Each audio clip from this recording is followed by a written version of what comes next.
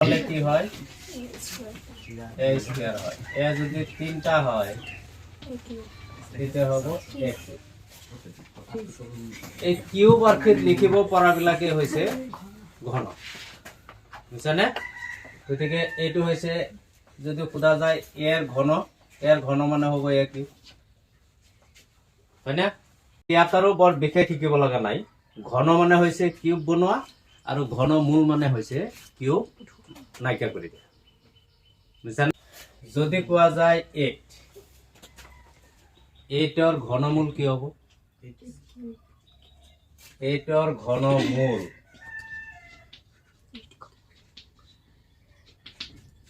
equal কি হ'ব এইটো থাৰ্ড ৰুটস অফ বুঝছানে এটো কোৱা হয় থাৰ্ড ৰুটস অফ 8 তাৰ মানে 8 ৰ ঘনমূল এইটো কি হ'ব এইটো হ'ব 2 কি 8 মানে কি 8 মানে হৈছে 2 কিউব এতিয়া এই কিউবে ক্যান্সেল লগতে মূল চিহ্নটো নাকি তার মানে এটুক লিখিব পাৰিম কি বুলি 2 বুঝছানে কিন্তু স্কয়ার থাকিলে কি হয় যদি এনেকে থাকে এটো 4 এটা যদি ইয়াত যদি 2 থাকে তাহলে এটো উচ্চ থাকে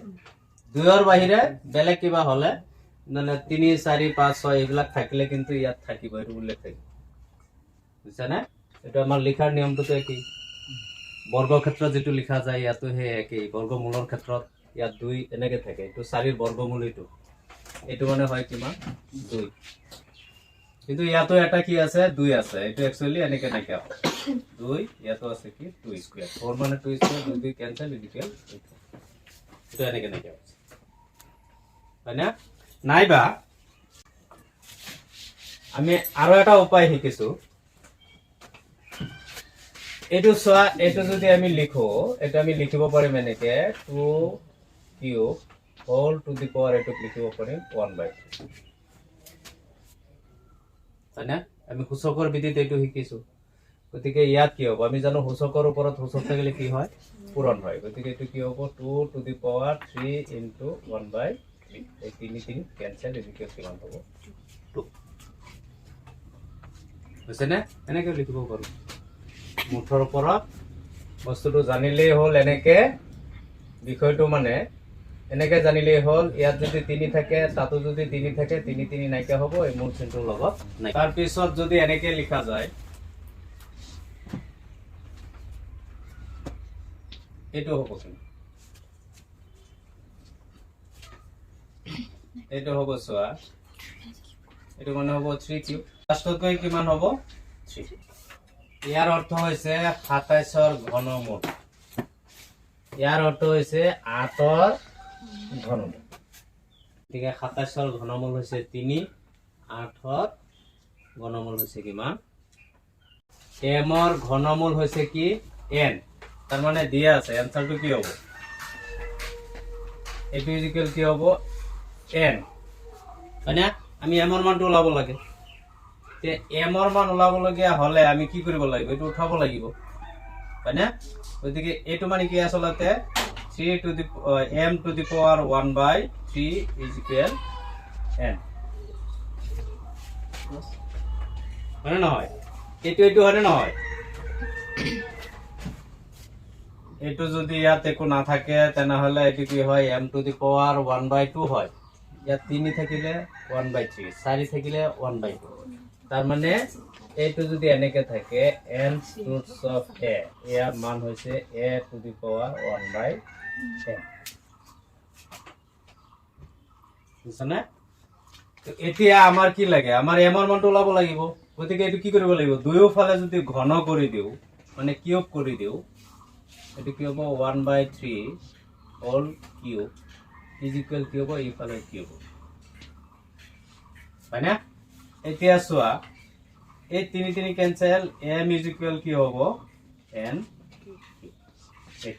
m ৰ মান হৈছে n m যদি n ৰ ঘনমূল হয় মই ইয়াত কিছু m ৰ ঘনমূল হৈছে n কিতাবত দিছে m হৈছে n তাৰ মানে n ৰ ঘনমূল যদি m হয় তেন্তে এমৰ মানটো এনৰ মানটো কি হ'ব এনেকৈ আছে বুজিছানে MCQ খিনি বাৰু গোটেইখিনি চেপ্টাৰ হোৱাৰ পিছত এটা চেপ্টাৰ হ'ব নহয় ধৰিলা ৰিভিজন গোটেইখিনি হোৱাৰ পিছত একেলগে সব মানে MCQ বা শৰ্ট কুৱেশ্যন যি আছে সব একেলগে আলোচনা কৰিম বুজিছানে এতিয়া যিমান পাৰো বুজাই আছো বা দুই এটা আলোচনা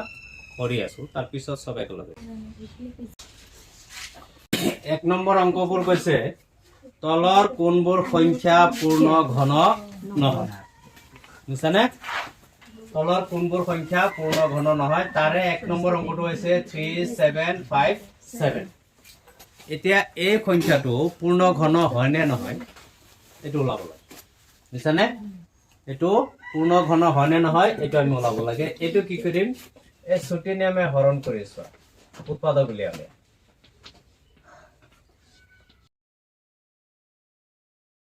উত্তৰ দি গলে 17 একবাৰ আৰু ইয়াত যাব কিবা 17 সাতবাৰ is equal to কি হ'ব 13 into কি হ'ব 17 স্কয়ার এটো হোল কিউবৰ কিত হৈছে নে কিউবৰ কিত আছে নে নাই গতিকে এই ঘন ন 3757 পূৰ্ণ ঘন ন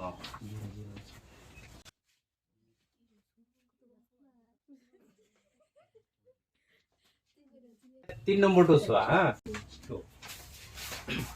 এটো হৰণ কৰা 3 3 3 2 হরণ করিলে সো এটা কি 2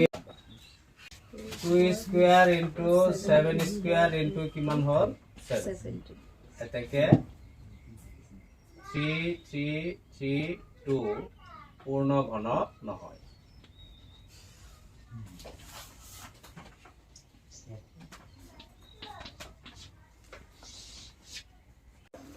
4 নম্বৰটো আছে কিমান 4096 না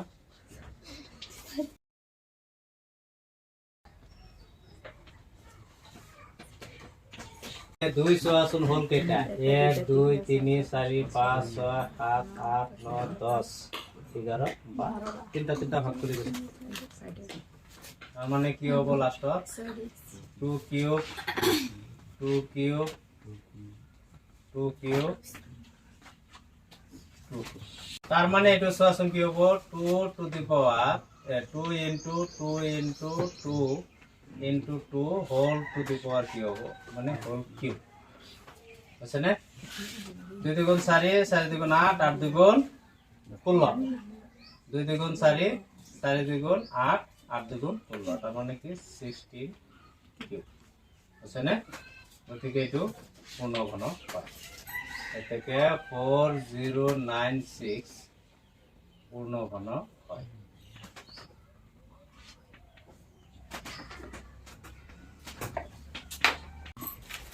2 নম্বৰ কৈছে তলৰ সংখ্যা কেইটাৰ ঘনফল নিৰ্ণয় কৰা তাৰমানে 1 নম্বৰ দিছে কিমান 90 19 ৰ ঘনফল উলিয়াবলৈ এটো এনসাৰটো ডাইৰেক্ট এনেকে লিখিবা 19 কিউব ইয়াৰ ঘনফল মানে হৈছে কিউব 19 কিউব কৰিলে হ'ব কিমান 19 কিউব মানে কিমান হ'ব 19 into 19 into 19 এটো হয়নে এগুলাক তো একেবাৰে সহজ অংক খালি ঘনফল উলিওৱা মানে কি তিনটা যেটো সংখ্যা তোমাক দিয়া থাকিব সেই সংখ্যা তিনটা ইনটু কৰি মতে এইকেইটা 21 ৰ ঘনফল কি হ'ব 21 তিনটা পূৰণ 23 ৰ ঘনফল কি হ'ব 23 তিনটা পূৰণ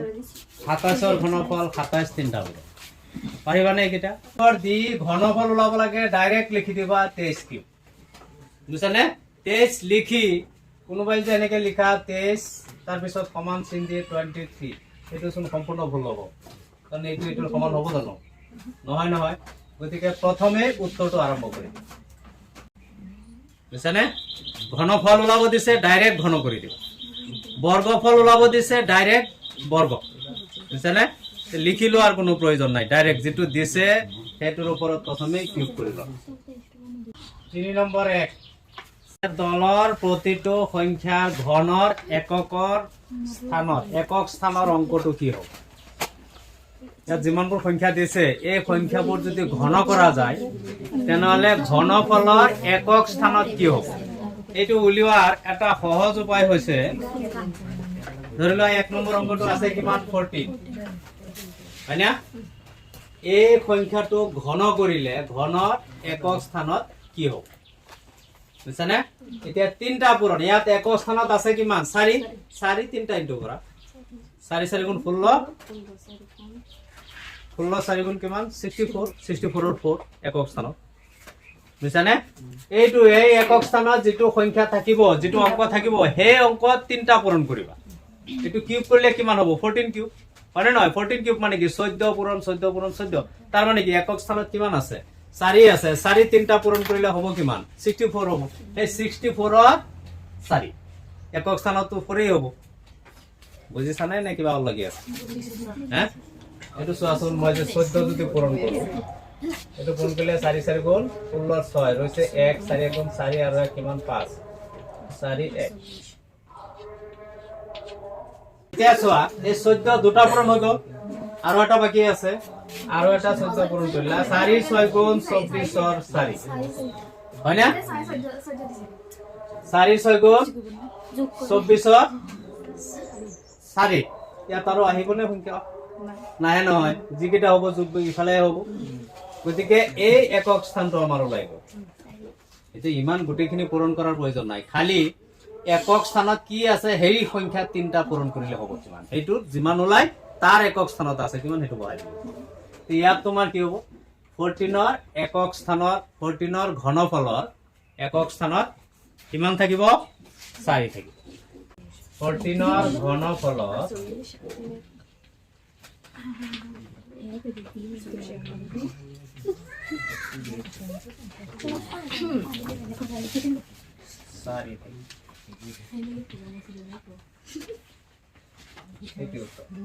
যদি তোমাৰ 9 থাকে 9 ৰ একক স্থানত কি হ'ব 9 গুণ 81 1 হয় না আকৌ সেই একক আকৌ 9 দি ইনটু কৰা হয় নহয় 81 ৰ একক স্থানত 1 আছে সেই একক আৰু এটা 9 দি পূৰণ কৰা 9 গুণ 9 বুজিছানে গতিকে এটো কি হ'ব 9 হ'ব আচ্ছা যদি 3 থাকে ধৰি লোৱা 23 ইয়াৰ একক স্থানত কি হ'ব 3 3 গুণ 9 3 9 গুণ 27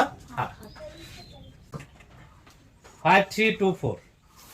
এই সংখ্যাটো পূৰ্ণঘন হ'বলৈ হলে আটাইতকৈ সৰু কি সংখ্যাৰে হৰণ কৰিলে ই পূৰ্ণঘন হ'ব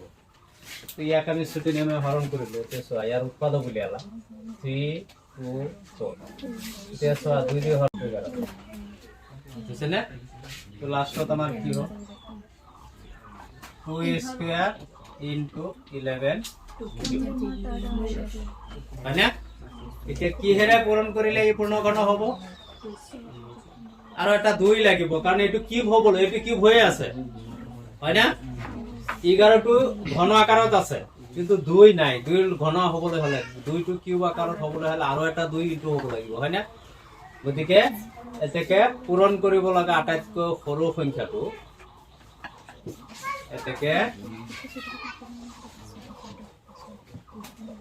এতেকে পূৰণ কৰিব লগা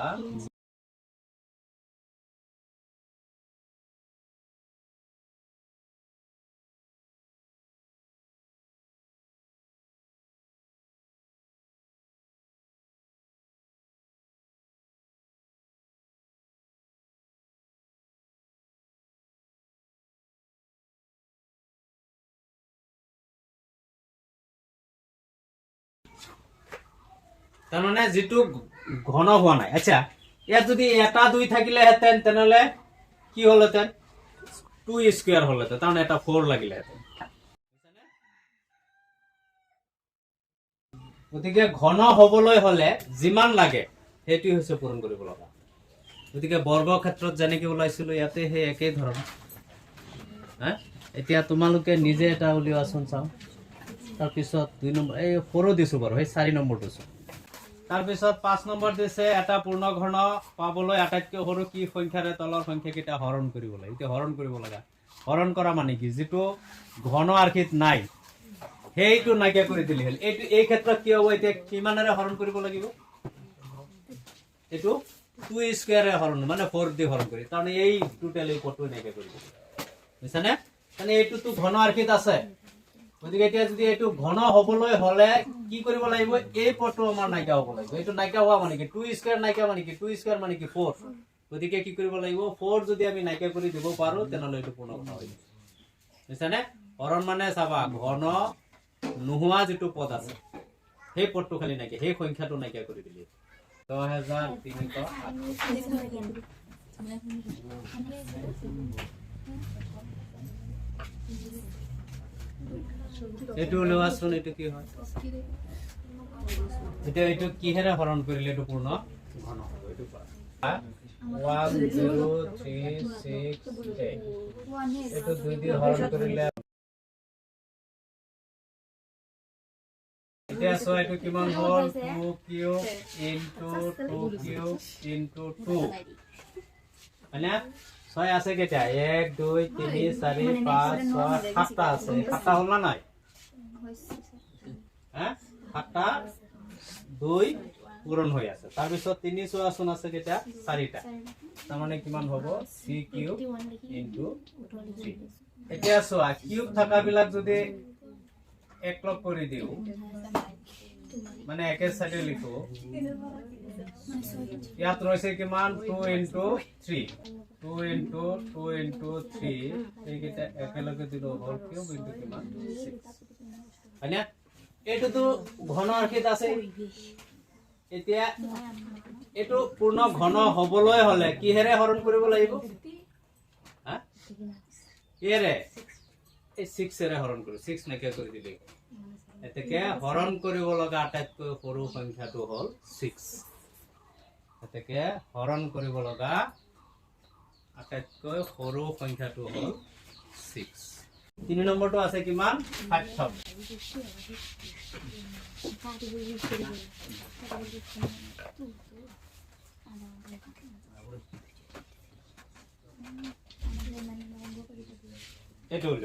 এটো সোয়া 5000 আছে নহয় এটো প্ৰথমে 5 দি হৰণ কৰি দিলা কিমান হল 1 এতিয়া 10 দি সোয়া এটো 10 যাব একবাৰ ইয়াত ৰৈছে 1 আকৌ 10 দি হৰণ কৰি দিলা ইয়াত হ'ব 1 আছে না এ সোয়া এটো মানে কি হ'ব 5 ইনটু এটো হ'ব 10 কিউব গতিকে এটো পূৰ্ণ ঘন হবলৈ হলে কিহেৰে হৰণ কৰিব লাগিব 5 এ হয় না এই 5 নাইকা হলেই পূৰ্ণ ঘন হৈ যাব তাৰ মানে কিউব নথকা যেটো সংখ্যা থাকিব হেইটোৰে হৰণ কৰিব লাগিব বুজিছানে লাগিলে হে স্কয়াৰত থাকে বা অনলি সিঙ্গল সংখ্যা হিচাপে থাকে বুজিছানে কিউব আৰ্কিত নথকা সংখ্যাটোৰে হৰণ কৰিব লাগিব এটাকে হৰণ কৰিব লগা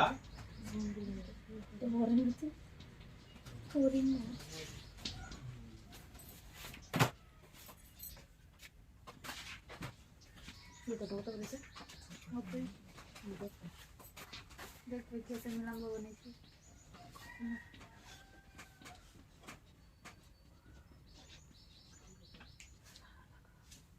মান হ'ব 5 6 নম্বৰ সোয়া ইয়াত কি আছে 1331 এটো সমান সোয়া 11 ইনটু 11 ইনটু 11 ইকুয়াল কিমান হ'ব 11 এটো বলা না কষ্ট কি বলছিস একটু রেঞ্জে এটো সোয়া 1331 এটো 11 দিয়ে হরণ কৰি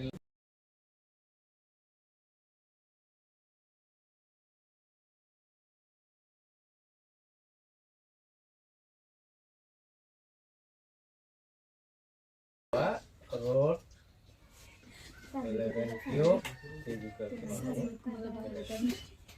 এই মতে আৰু বাকি তিনটা যে আছে এই কেইটাৰ ঘনমূল অহাকালি ওলাই আনিবাচোন